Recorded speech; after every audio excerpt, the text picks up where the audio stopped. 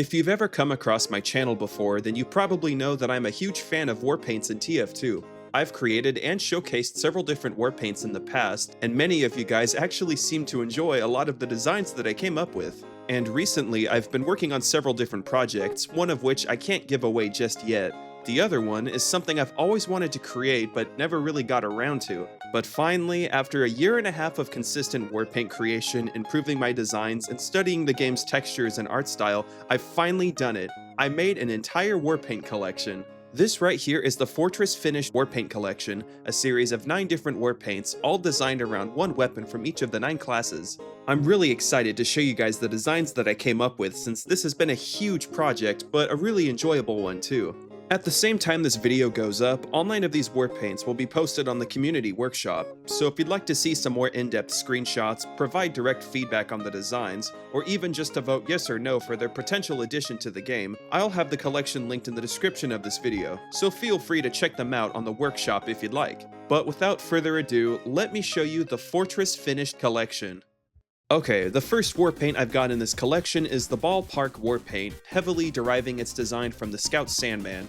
This warpaint's got bright wood, dirt, and stone wall patterns resembling both your average baseball stadium at the time and the Sandman itself. There's also a custom wear on this warpaint, exposing a lighter wood pattern as if the weapon is chipping and wearing away like a wood baseball bat. I also replaced the warpaint's blood splotches with dirt and dust, letting the weapon look dirtier instead of bloodier as the wear increases. I also made a sticker for this that mimics the design of the Sandman's logo, but made it a bit more universal and generic to better fit in with the overall aesthetic of the warpaint.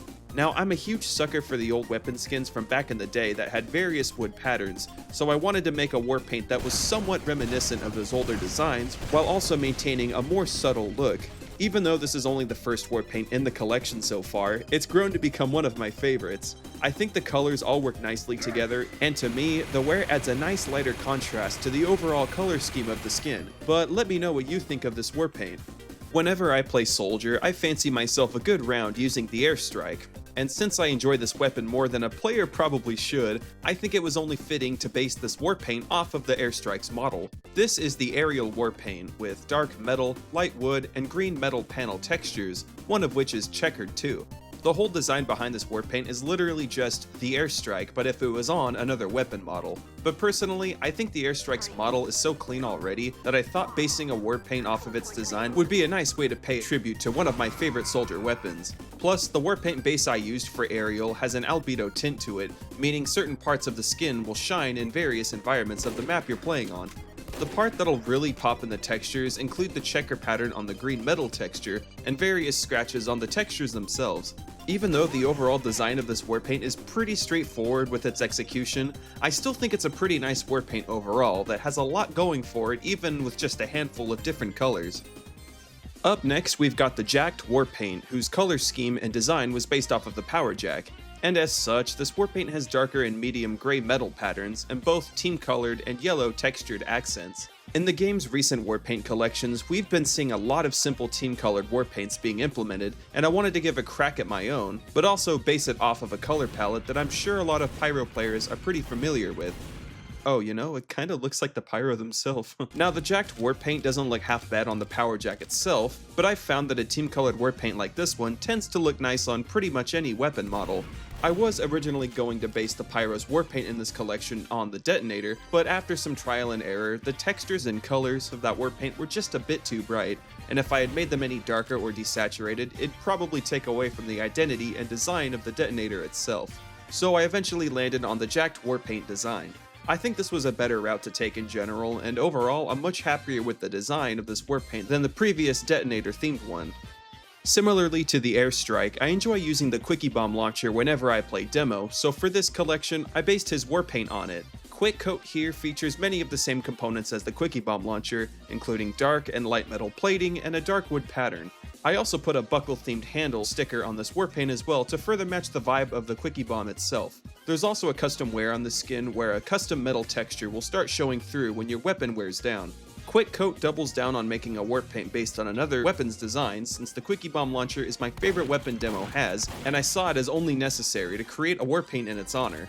This is actually the first warpaint I made in this whole collection, and was the entire idea for the collection to begin with, so it holds a special place in my heart and is absolutely one of my favorites in the collection.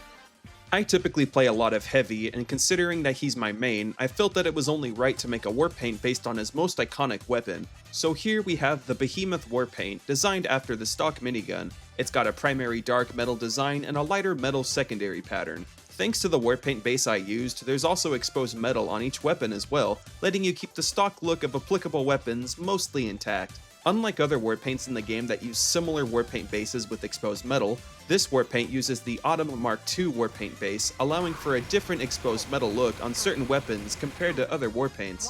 Of all the different skins I'm showcasing today, this is most likely the one with the simplest design, but I mean, it's pretty fitting that the class with the most simple character and playstyle would have the most simple warpaint design.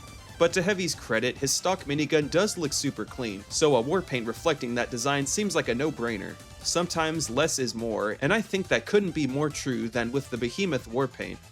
Up next is a warpaint based on one of the engineer's both most iconic and hated buildings in the game, that being the Mini Sentry. This is the Mini warpaint. Wait, what? Oh shoot, This is the miniature warpaint, boasting a team-colored metal and checkered pattern with secondary and tertiary darker metal textures. The primary pattern also has a light bar across the texture, referencing the light sensor on top of a mini sentry. This warpaint also has a base utilizing albedo tinting, and I drew inspiration from the aerial warpaint to make the checkered pattern really pop in darker parts of a map. I also gave the light bar this feature too, since I thought it would look pretty cool if your weapon was lighting up when you inspect your gun. As far as team-colored warpaints go, I think this one is a fresh take on a more recent trend for warpaint creators. It seems like these style warpaints are going to be a standard inclusion going forward in future warpaint cases, so I thought it'd be a good idea to make something unique by replicating existing machinery in the TF2 universe.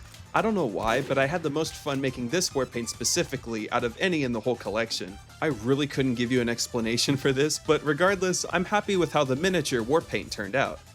Speaking of team-colored warpaints, our next warpaint right here is designed after the Medic's Kritzkrieg. This is the Critical warpaint and is primarily a darker metal and team-colored skin. I also included a sticker that replicates the little window peeking into the Kritzkrieg's inner model. This warpaint also has a custom wear showing metal components of the weapon heating up. The Kritzkrieg is undeniably a powerful midi-gun, but because of that power, it almost seems like the weapon would most likely overheat if used excessively. So I took that idea and made the custom wear look like the metal was rapidly heating up, as if your weapon was becoming too powerful too quickly. Even though I hardly use the Kritzkrieg whenever I play Medic, I know that it's one of his more popular unlocks, so I thought that a warpaint based on one of his most useful and most used midi-guns seemed like the right direction to go in. And honestly, I'm happy with how the final product turned out. I still think the quick fix is more fun though. Getting back into simpler warpaint design is a skin based on Sniper's upper hand, the Tactical Warpaint. This warpaint has a primary military green metal pattern and a darker gray secondary texture. Like the Behemoth warpaint I showcased earlier, this skin also uses the Autumn Mark II warpaint base, allowing for exposed metal weaponry and unique texture regions. I've always been a huge fan of the Upper Hand's design, especially its military green color scheme, and after some testing with different textures, I found that this shade of green actually works quite well on a warpaint. I haven't really talked about standout weapons to use any of these warpaints on, but I just had to mention the sniper rifle with this warpaint. I honestly think it looks awesome. Military green is one of my favorite colors this game offers, and I honestly think that more warpaints should utilize it. For us fans of green warpaints, I think the Tactical Warpaint helps fill in that niche really nicely. Last but absolutely not least is the Representative Warpaint, loosely based on the Ambassador's design. And I say loosely because this warpaint mainly takes inspiration from the texture design of the Ambassador, not necessarily the direct colors of it. The Representative Warpaint has primary metal smoke engraving patterns, a secondary wood accenting texture, and a tertiary muted gold pattern to give a bit more flair to your weapon. This is the last warpaint in the video to feature albedo tinting, and for this warpaint I think it takes the design up a notch. This is my favorite warpaint in the collection by far, simply because of the color palette. I'm a huge sucker for gray, gold, and wood color combinations in general. I think this skin most resembles something from the Gentleman's collection, but I tried to make it a more generalized design that looks good on all warpaintable weapons. If you're like me and appreciate more refined weapons with simple yet fitting color schemes, then Representative is probably gonna be right up your alley. And that was the whole Fortress Finish collection.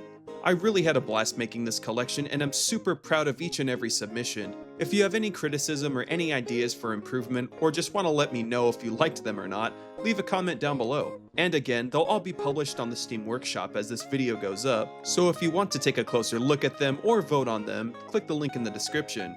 I hope this ties you guys over until my next big project. That video still needs some more work, but it should be out sometime soon, so stay tuned for more. Anyway guys, thank you for watching, and I'll see you all in the next video.